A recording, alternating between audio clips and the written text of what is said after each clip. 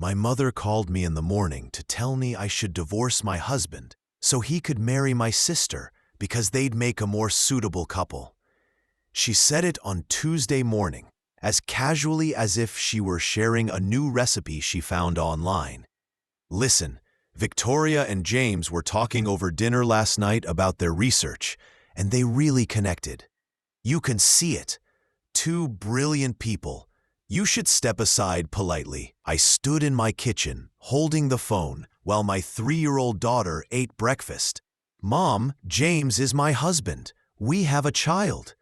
Children adjust, and honestly, you'd be helping everyone. Victoria needs someone who understands her career, and James needs someone on his intellectual level. Intellectual equal? I have a master's degree in education. I teach 4th grade. Apparently that doesn't matter. Are you seriously telling me to leave my husband so my sister can have him? I'm suggesting you think about what benefits everyone. Victoria and James could do incredible things together. They're both cardiovascular surgeons, published researchers. Think of the conversations they'd share, the children they could have. We already have a child, your granddaughter. You remember Sophie? Of course I remember Sophie. No need to be rude. But imagine the genetic potential if Victoria and James had kids. 2 surgeons. That intelligence, that ambition. I can't believe you're saying this. Someone has to. You've held James back for 5 years. He could already be chief of surgery if he didn't have to rush home for your little teacher meetings and school events. Those are his daughter's school events. You know what I mean. He's restricted by domestic responsibilities. Victoria wouldn't restrict him. She knows the demands of medicine because she has no distractions outside the hospital. She has a meaningful life. She saves people every day. What do? Teach kids to color inside the lines? I hung up. She called again immediately. I didn't answer. Then Victoria called. Mom says you hung up on her. Mom suggested I divorce James so you can marry him. Silence. Then she said, would that really be so bad? Are you serious? I'm realistic. James and I share more similarities than you two ever did. We speak the same language, work the same shifts, deal with the same pressure. You want me to give you my husband like he's something you borrowed? I'm saying maybe Mom isn't wrong. You married him when he was still a resident. You didn't know he'd become this successful surgeon. You thought he'd have normal hours, be home for dinner. I married him because I loved him. She sighed like I didn't understand. When we operated together last week, it was like moving in perfect rhythm, complete coordination. He said he'd never worked with someone more skilled. Mom already spoke to her lawyer friend about divorce options. You performed a surgery together. She says if you file first, you can get better terms. Mom talked to a lawyer about my marriage? She's being sensible. Someone needs to be. I drove to my mother's house with Sophie. She was in her garden acting completely normal. Oh good, you're here. Can you watch Sophie next weekend? Victoria and James have a conference in Boston. They're going to a conference together? It's a cardiac surgery conference. They're both presenting. The networking alone is huge. Mom, James isn't going to any conference. I would know. She paused her pruning. He didn't tell you? He signed up last month. My chest tightened. I called James. Are you going to Boston next weekend? Silence. How did you find out? So it's true. You're going to a conference with Victoria? We're not going together. We're both attending. It's different. Were you planning to tell me? I knew you'd overreact.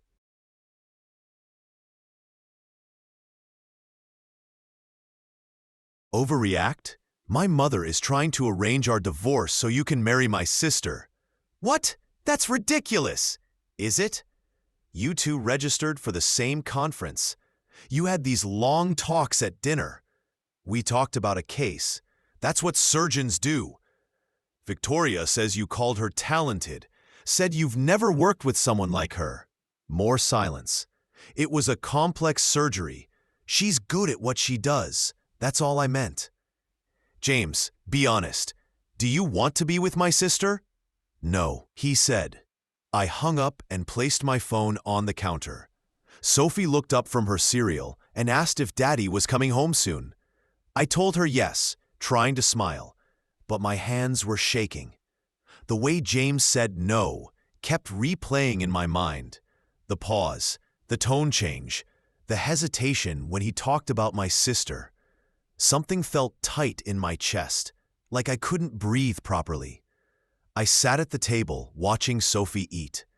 She had milk on her chin and hummed a school song. He started explaining the Boston conference, how it was strictly professional. All top cardiovascular surgeons would be there, how he'd been preparing his research paper for months. But he wouldn't look at me. He stared at his hands, picking at his thumbnail. I asked why he didn't tell me. He said he thought I'd overreact. Heat rose in my face. I asked how long he'd known. He said he registered 6 weeks ago. 6 weeks of keeping this from me while I planned family weekends and talked about a spring trip. I asked if Victoria registered at the same time. He finally looked at me and said he didn't know, that they didn't coordinate schedules, but it sounded rehearsed. When Sophie was asleep that night, I called Alyssa. She answered, and I started crying before I could explain. She said she was coming and hung up. 20 minutes later, she arrived with a bottle of wine. We've been friends since we started teaching together 6 years ago, when I was pregnant and she was planning her wedding. She knows everything, my life, my family, how my mother always made me feel less than my sister. I told her everything. The phone call, Victoria's reaction, the hidden conference trip. Alyssa's face turned red. She kept pacing and saying, "Are you serious? And that's unbelievable." She said my mother was being unreasonable and that you don't tell one daughter to divorce her husband so the other can take him. She said my sister was acting like James was some reward instead of a married man with a family. She poured wine and sat with me. She asked what James said. I told her about his early arrival, the way he avoided eye contact, the 6 weeks of lying. Alyssa took my hand and said we needed to call Nathan. Nathan arrived 30 minutes later, looking concerned.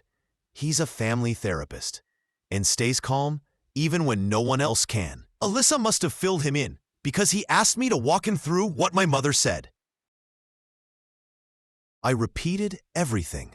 Genetic potential, intellectual equals, how I supposedly held James back.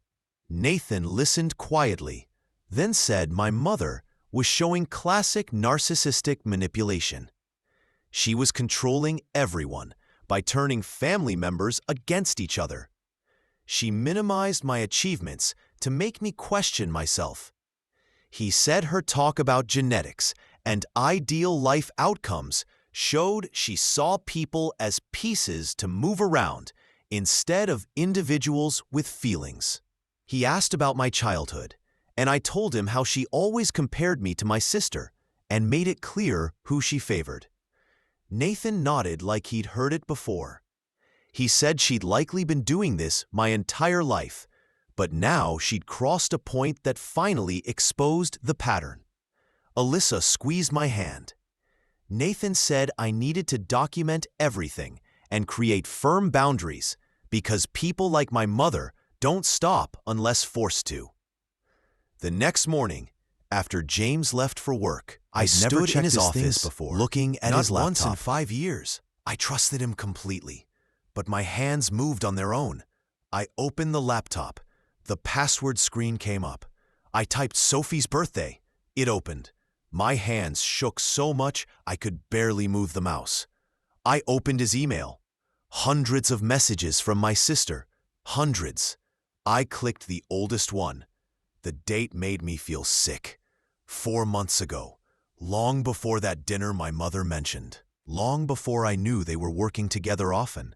The first email was about a patient, but it was friendly. My sister joked, James joked back. I kept scrolling. The emails grew more frequent, more personal. No more work talk. They discussed their days, their stress, their hopes. My sister emailed him at 11 p.m., saying she felt tired of being alone. James replied at midnight, saying he understood that sometimes he felt alone too, even though he was married. I had to close the laptop and walk away. I went to the bathroom and threw up. When I returned, I kept reading. Inside jokes I didn't understand. References to private conversations I knew nothing about. My sister sent him a photo from a conference last month, and he told her she looked great. I printed everything, every email. The printer ran for 20 minutes. I found our phone bill in his desk. The call log was pages long. My sister's number appeared dozens of times every day. Some calls lasted minutes, others half an hour. There were texts at 2 a.m., texts at 6 a.m. I went through the texts sent during the times James told me he was in surgery. I counted the messages from one day last week. There were 47 exchanges between them. 47. On a day when James came home and barely spoke 10 words to me because he said he was exhausted. I printed the phone bill as well. My hands weren't shaking anymore. Instead, I felt cold, calm, and focused. I arranged all the documents neatly on the kitchen table, emails in one pile, phone records in another. James came home at 7 o'clock. He walked in calling my name and asking what we were having for dinner. I was sitting at the kitchen table with all the papers laid out in front of me. He paused in the doorway when he saw them. His face went pale. He asked what I was doing, and I told him I had gone through his laptop. He stood there staring at the documents, and I watched his expression shift from shock to anger. He said I had no right to go through his private belongings, that he couldn't believe I'd violate his privacy like that. I picked up the stack of emails and held them up. I asked him if he wanted to talk about privacy or if he wanted to discuss the 4 months of continuous communication with my sister that he never mentioned. He claimed they were work emails, and I laughed, sharp and without humor. I read one aloud, the one where my sister said she felt alone, and he replied that he felt alone as well. I asked him if that sounded like work. He said I was misinterpreting it. I showed him the phone bill. I asked him to explain the 2 a.m. messages, the 47 texts in a single day, the 30-minute phone calls during his lunch breaks. He said they were friends, that they worked together, and that it was normal for colleagues to talk. I asked if it was also normal to hide it from his wife. He didn't answer. We argued for 2 hours. It was the worst fight we'd ever had. Sophie was asleep upstairs, and we were whisper shouting in the kitchen. I asked him if he was having an affair. He said no, that they were just colleagues and friends. I asked why he never mentioned being friends with my sister. He said he knew I would overreact. I asked if he had feelings for her. He said no. I asked again. He said it was complicated. It felt like I'd been hit in the stomach. He began talking quickly, saying that he and my sister understood each other, that they spoke the same language, that it felt good to talk to someone who understood the pressures of his job. He said I didn't understand what it was like to be a surgeon, to hold that kind of responsibility. He said, your sister gets it because she lives it too. Every word felt like he was telling me I wasn't enough. I asked if he wished he had married her instead. He said that wasn't fair. I asked again. He said sometimes he wondered what it would be like to be with someone who understood his world. I started crying, and he reached for me, but I stepped back. I told him he needed to choose what he wanted because he couldn't have both. He said he wanted our marriage, but he also valued his friendship with my sister. I told him that wasn't friendship. That was emotional cheating. He grew angry and said I was being dramatic, that nothing physical had happened. I told him emotional affairs were still affairs. He said I was overreacting, just as he knew I would. James slept in the guest room. I heard him walk down the hallway around midnight and close the door. I lay in our bed staring at the ceiling. The sheets smelled like his cologne, and I wanted to rip them off the bed. I kept replaying the fight in my mind, how he said my sister understood him, how he admitted wondering what it would be like to be with her, how he was angry at me for discovering the truth, instead of being sorry for hiding it. I didn't sleep at all. I watched the clock move from midnight to 1, to 2, to 3. At 6, I heard Sophie's door open and the sound of her little footsteps in the hallway. She came into my room and climbed into bed, asking where Daddy was. I told her he had to sleep in the other room because he wasn't feeling well. She asked why he wasn't having breakfast with us. I took her downstairs, made her pancakes, and told her Daddy had to go to work early. She ate her pancakes and talked about her dolls, unaware that I was crying while pouring her orange juice. I texted Alyssa and told her I needed help. ... She texted back immediately, saying she would come over after school. I got Sophie dressed, dropped her off at preschool, and sat in my car in the parking lot, trying to figure out what to do next. He said emotional affairs can feel more intense than physical ones because they're built on imagined possibilities instead of real life. He told me James and my sister created an idealized relationship without any of the responsibilities. No sick children, no money concerns, no chores. They got to have meaningful conversations about work and feel understood without actually sharing a life. For the first time, something clicked for me.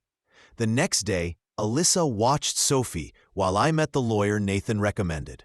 Her office was in a tall downtown building, and I felt uneasy walking in. She was around 50, calm but direct, with a professional manner. She asked me to explain everything, so I did. My mother's suggestion, my sister's behavior, the emails, James's emotional affair. The Boston conference. She took notes, nodded, and didn't act surprised. Then, she explained what divorce would really involve. She went over custody guidelines for children Sophie's age, how courts determine the child's best interests, and how assets are divided, our house, savings, retirement accounts. She described the entire process: filing, temporary orders, discovery, mediation, and possibly trial. It felt overwhelming and painfully real. Then, she said something that stunned me. Based on our state laws, Sophie's age, and James' work hours, she said I would almost certainly receive primary custody, around 65 to 70% of the time. James would likely have alternating weekends, one evening a week, and more time during summers and holidays. I tried to absorb that. Sophie not seeing her dad most days, coordinating schedules, dividing holidays. Divorce suddenly stopped being a distant idea and became something concrete and frightening. I thanked her and said I needed time before deciding on next steps. She gave me her card and told me to contact her when I was ready. I drove back to Alyssa's house, but sat in the driveway for 10 minutes before going in. My phone was buzzing. James had been texting all afternoon, saying he needed to talk, that he'd made a decision, that we had to discuss our future. I ignored the messages. He texted again an hour later, and again at night. The next morning, he called twice and left voicemails. I listened, but didn't respond. He sounded stressed, saying we couldn't leave things this way. Still, I didn't reply. Alyssa asked if I was okay with ignoring him. I told her I needed time to prepare myself for whatever he chose. Whether he picked my sister or chose me without meaning it, I needed strength for that conversation. 2 days later, I finally texted him. I said we could meet the next morning at 10 o'clock at the coffee shop on Maple Street. No Sophie, just us. He responded immediately. I dropped Sophie at Alyssa's and drove to the coffee shop. My hands were shaking. James was already there, sitting in the corner with 2 coffees. He'd ordered my usual. I sat down and waited. He started talking right away. He said he wanted to stay married, that he'd been stupid and got caught up in the attention from my sister, that she made him feel valued in ways he hadn't felt for a long time. But now he understood what he was risking.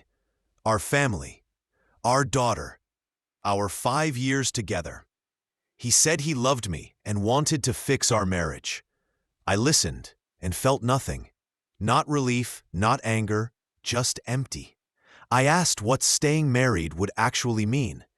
He said counseling, better communication, rebuilding trust. I nodded, then told him what I needed.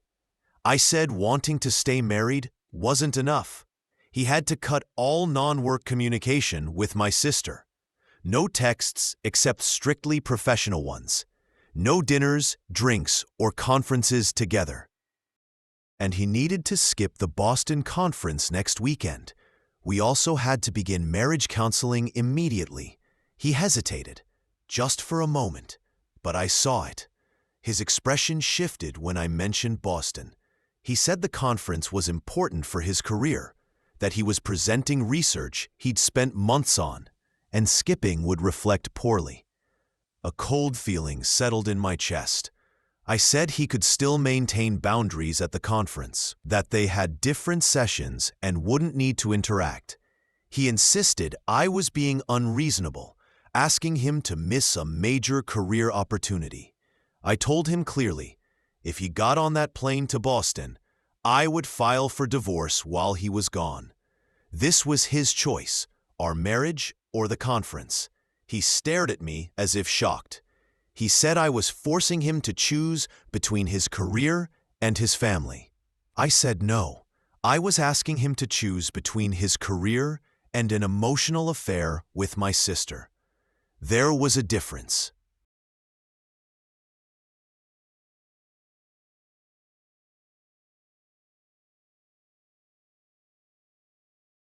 He argued for 20 minutes about his reputation, the work he'd put into his presentation, how I was being controlling, how he could behave appropriately around my sister. I repeated the same thing, Boston or our marriage. He chose Boston.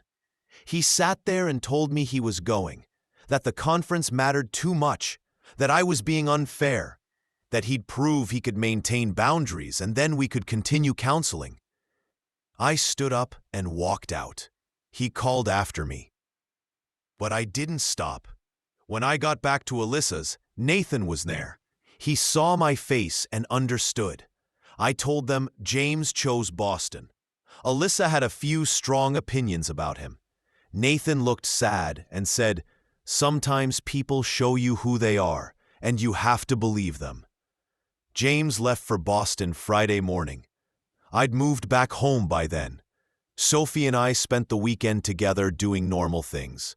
Baking cookies, going to the park, having a tea party with her stuffed animals. I tried not to cry around her.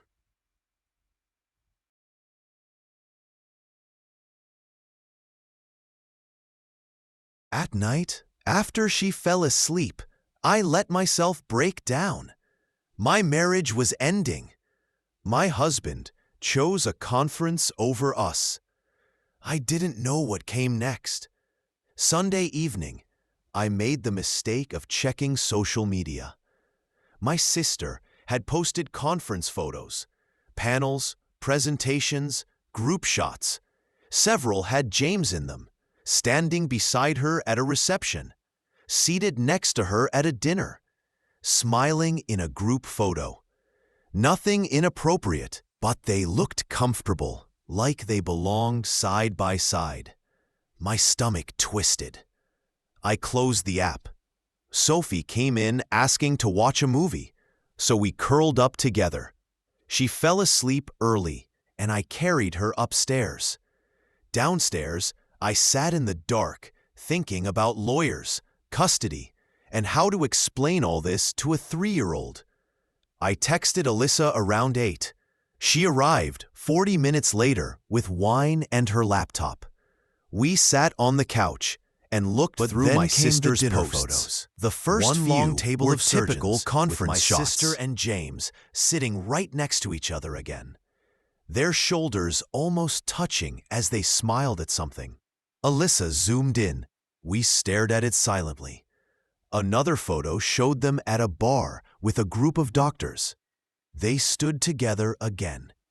Nothing physical, but they looked at ease, like they naturally fit in the same space. Alyssa closed the laptop and poured more wine. We watched reality TV until she left. James came home Monday evening. I heard his car and felt myself freeze. Sophie ran to him, and he lifted her like everything was normal. He carried her inside and started telling me about his presentation before even setting down his bag. How well it went, how many people approached him, how the moderator praised his talk. I stood at the counter, chopping vegetables without responding. He kept talking about other presentations, networking, how valuable it all was. Sophie went back to her toys. James finally looked at me. Really looked. I set down the knife and asked if anything happened with my sister in Boston. He froze, then said nothing physical happened. Nothing physical, his exact words. I asked what that meant. He said they had dinner a few times and discussed the situation. I asked how many times a few was. He said 3 nights out of 4. I asked what they talked about for 3 dinners. He looked away. He said they discussed their feelings and what everything meant. Then he said my sister confessed her feelings on the last night. She said she thought they belonged together, that they were a better match, that she saw a future with him. And he didn't stop her. He didn't tell her no, didn't tell her it was inappropriate, didn't remind her he was married. He listened while she described a life with him, their future, their potential children. And he told her he needed to think about it. He described our marriage as something to weigh and consider. I told him to pack a bag and leave. He just stared, saying we should talk, that he knew he'd made mistakes, but we could fix things. I said there was nothing left to talk about. He went to Boston despite my boundary, had dinner with my sister 3 times, listened to her confession, and didn't end it immediately. He argued that nothing physical happened, so it shouldn't count, that he was overwhelmed, that he needed time. I repeated the same instruction, pack a bag and leave. Sophie ran in asking what was wrong, and I forced a smile. James looked torn, but he went upstairs. 20 minutes later, he came down with a duffel bag. He kissed Sophie goodbye and left. The next morning, I handled everything alone, getting Sophie ready, breakfast, dishes, lunch, drop-off. I called in sick. I couldn't face work. I sat on the couch, staring at nothing. At noon, Sophie's preschool called. She was crying for her dad. I drove over. She ran into my arms, sobbing. I told her her dad was staying somewhere else for a while, but still loved her. She asked when he was coming home. I said I didn't know. My mother called later. She said she heard James moved out and wanted to talk about next steps. She immediately began discussing lawyers and custody like it was her decision. I told her there were no next steps involving her, and she wasn't welcome in my home. or around Sophie for now. She laughed and said I was being dramatic. I hung up and ignored her repeated calls. The next day, I returned to work. I managed the morning. During lunch, office staff said I had a visitor. I walked to the lobby and found my mother standing there. She began lecturing me about handling things properly and making things harder than necessary. Verity walked out, saw us, and immediately stepped in. She asked who my mother was. When my mother introduced herself, Verity's expression hardened. She called security and had them escort my mother out, warning her not to return. Verity asked if I was okay. I said I was, though I wasn't. That night, I searched my insurance website and found Jillian Porter, a therapist who specialized in betrayal trauma and family dysfunction. I made an appointment. When I met her, she was younger than I expected, calm and compassionate. I told her everything: my mother's behavior, James, my sister, Boston, the confession, and James moving out. She listened and then said something that broke me, that this pattern likely existed my whole life, that my mother had always compared me to my sister, always made me feel less than. We spent the next session revisiting my childhood, my mother's favoritism, her constant praise of my sister, her dismissive tone about my interest in teaching, her subtle comments that made me feel inadequate. I had always known she preferred my sister, but never understood it as manipulation. Jillian said this situation was just the most obvious version of a lifelong pattern. After James moved out, his lawyer contacted mine to schedule a meeting. We planned it for Thursday afternoon. I dropped Sophie at Alyssa's and went to the office building downtown. James was already in the conference room with his lawyer. He looked exhausted. My lawyer opened a folder and the discussion began. Parenting time, schedules, holidays. I sat across the table thinking how surreal it was to negotiate our daughter's life with lawyers between us. The mediation lasted 3 hours. James's lawyer emphasized his demanding work schedule. Mine pointed out my stability and Sophie's routine. Halfway through, James looked at me and said he needed to be honest. He'd been unhappy for over a year, felt we lacked intellectual connection, felt distant. His lawyer looked frustrated, but he continued. He said working with my sister made him feel understood professionally. Hearing it hurt, but at least it was honest. I told him his unhappiness didn't justify his choices. If he felt disconnected, he should have talked to me. He could have suggested counseling instead of building a relationship with my sister. His feelings didn't excuse betraying me.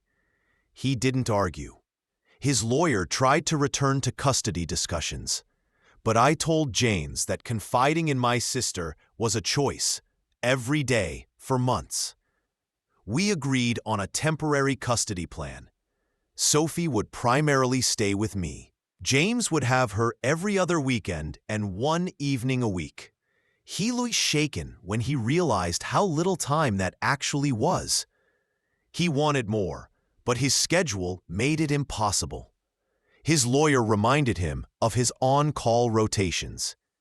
He signed the agreement. The next day, my sister tried contacting me. Calls, long texts saying she wanted to talk, that she was sorry I was hurt, but she couldn't control her feelings, that she and James shared something real. I read the first few and stopped. I blocked her number and her social media. I emailed my extended family saying I was cutting contact with her and wanted them to respect that. I didn't give details. They already knew. Some relatives supported me immediately. Others stayed silent. A cousin messaged days later, saying I was being difficult, that these things happen, that my sister and James were a better match. My uncle said something similar, that I should consider what was best for Sophie and accept the situation calmly. I realized my mother had been telling people her version of events, painting them as people who simply fell in love, framing me as unreasonable for not stepping aside. But there was support too. My aunt on my father's side called and told me something I didn't know.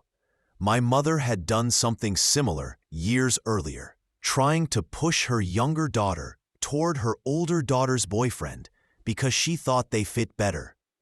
My aunt cut contact with her for 2 years because of that. She told me this wasn't new behavior from my mother. I focused on work. My 4th graders were learning about family diversity, single parents, blended families, same-sex parents, different structures. We read books and talked about how love defines a family, not the structure. Watching them absorb these ideas reminded me that families can look many ways, that Sophie and I could build a good life, even if it wasn't the one I expected. 6 weeks after James left, Alyssa came over one night with wine and a serious look. She said she needed to tell me something before I heard it elsewhere. She'd learned from someone at the hospital that James and my sister were officially dating, had been seen at dinners, and people were talking. My chest tightened, but I wasn't shocked. Part of me had expected it. Alyssa took out her phone and showed me my sister's social.